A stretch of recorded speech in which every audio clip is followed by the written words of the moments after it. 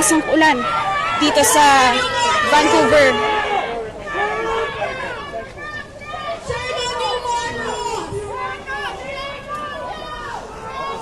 Sorry.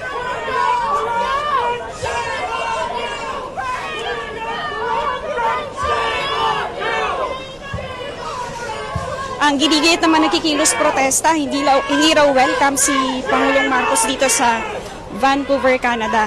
Magandang hapon mga kasama at magandang umaga dyan sa Pilipinas. Nandito tayo ngayon sa isang sikat na Filipino fast food chain sa Vancouver, Canada. Dahil nandito ngayon sa loob si Pangulong Ferdinand Marcos Jr. para makisalamuha sa mga Filipino crews na nagtatrabaho dito, pati na sa Filipino community. At kasabay nga nito, sinalubong si Pangulong Marcos habang nandito siya sa sikat na fast food chain. Sinalubong siya ng kilos protesta dito sa Vancouver, Canada. We are still waiting for accountability for the flood control corruption. The corruption that you referenced in your State of the Nation address last year. But still, today, no big fish have been held accountable. Imperialismo! Imperialismo! Imperialismo! Colonialismo! Bakit kapitalismo? Imperialismo! Thank you! You are the Filipinos! You are the Filipinos, so you don't know nothing at all! So you shut up! You shut up! You don't know nothing at all! Marcos is the son of a dictator! He is Ayan mga kasama, lumabas na si Pangulong Ferdinand Marcos Jr. ng Jollibee store. Kasabay nito nagsilabasan yung mga nakikilos protesta dito sa Vancouver, Canada. Kasabay rin ng kilos protesta nila at na-event ni Pangulong Marcos, malakas ang ulan dito sa Vancouver.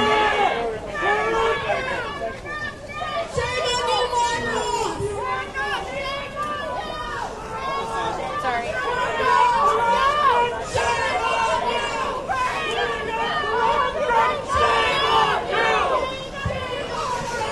Ang ginigit naman nakikilos protesta, hindi raw welcome si Pangulong Marcos dito sa Vancouver, Canada. At pinapanawagan nila na mabigyan ng hustisya yung nangyayaring korupsyon sa Pilipinas.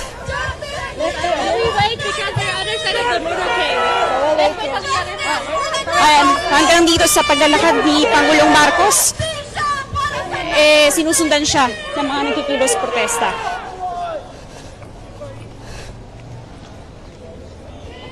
So ayan, hinarangan na ng mga police authorities ng Canada yung mga nagkikilos protesta dito. At yan muna.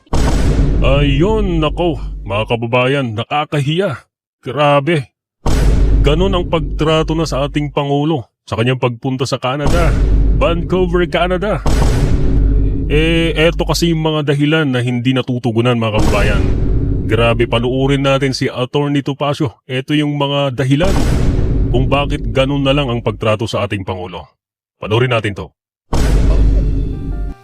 Sinasabi pilit nitong administrasyon na ito, wala daw selective justice. Pero, yung sinasabi po namin, kaya kami nagprotesta si Marcoleta, plunder daw dahil tumanggap ng 75 million campaign funds.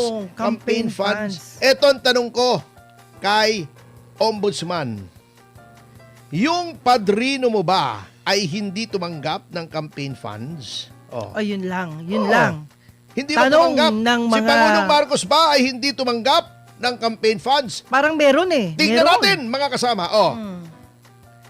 At anong nangyari doon sa mga tao na nagbigay ng salapi kay Pangulong Marcos? Ayan. Noong siya ay kumakandidato. Umpisahan na po natin. Ito, meron tayong nasilip listahan. na. Ito, verified po ito. I-fact check nyo ako kung ang sinasabi ko ay tama o hindi mali. Teka, pareho lang yata yun, ano? Oo. To. Ito, Okay. si Milyonaryo. Yung sinasabi ni First Lady na si Milyonaryo daw. Etong si Milyonaryo ay nagbigay ng 30 million! 30 million!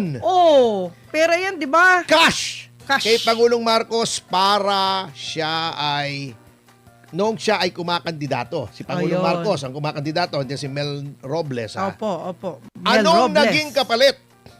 Siya ay hepe ng Philippine Charity Sweepstakes Ayan, Office. PCSO na siya Yan, palakpakan. Ibig sabihin, may naging kapalit.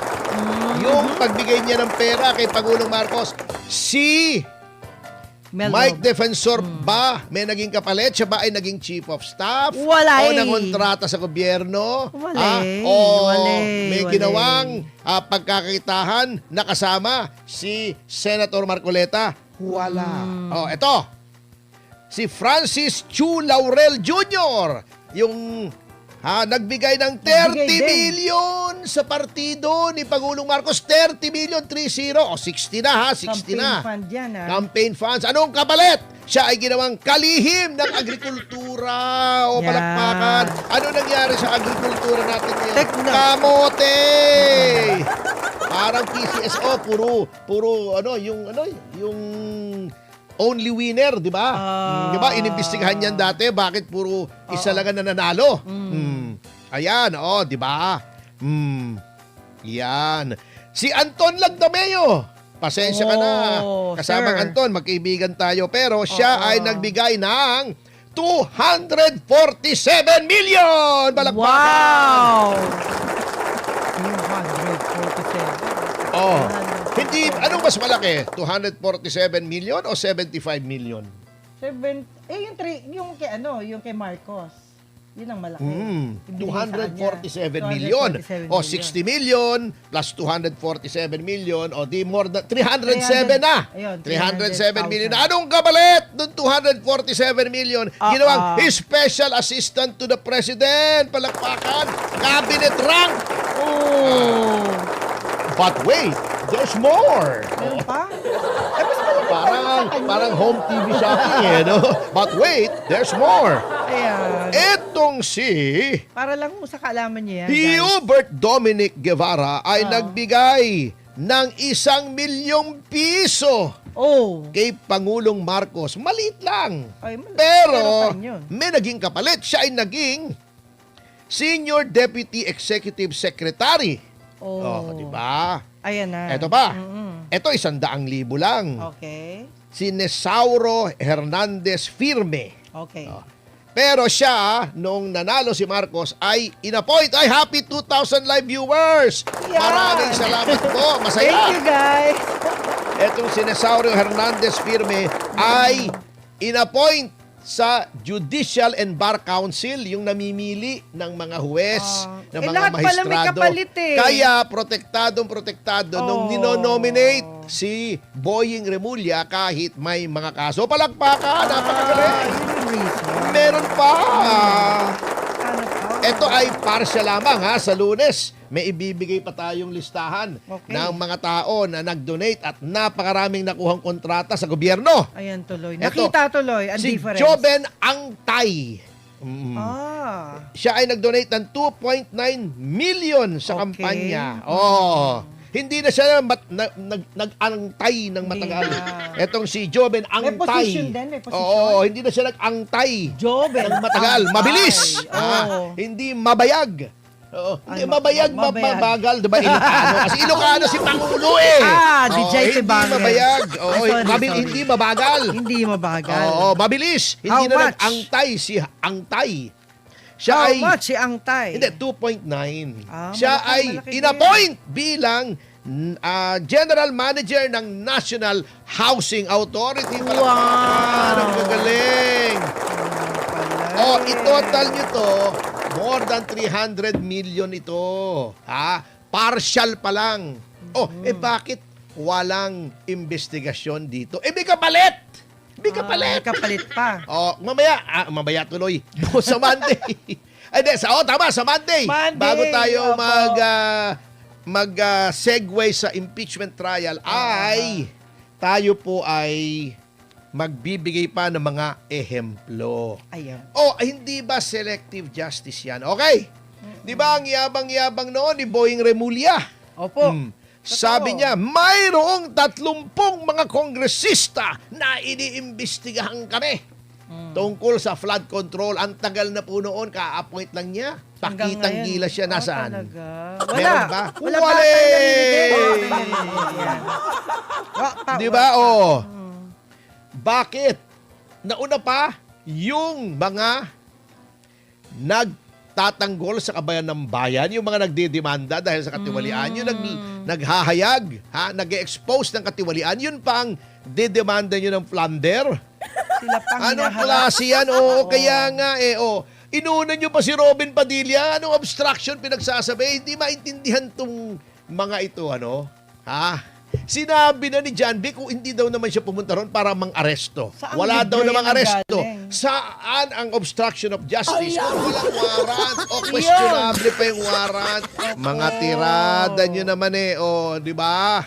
Okay, eto pa di ba? Confidential funds sila ng confidential funds kay VP Sara. Opo. To, yung magkapatid na Remulla, noong si Boying ay nasa DOJ at hanggang ngayon naman nasa DILG si John Vic.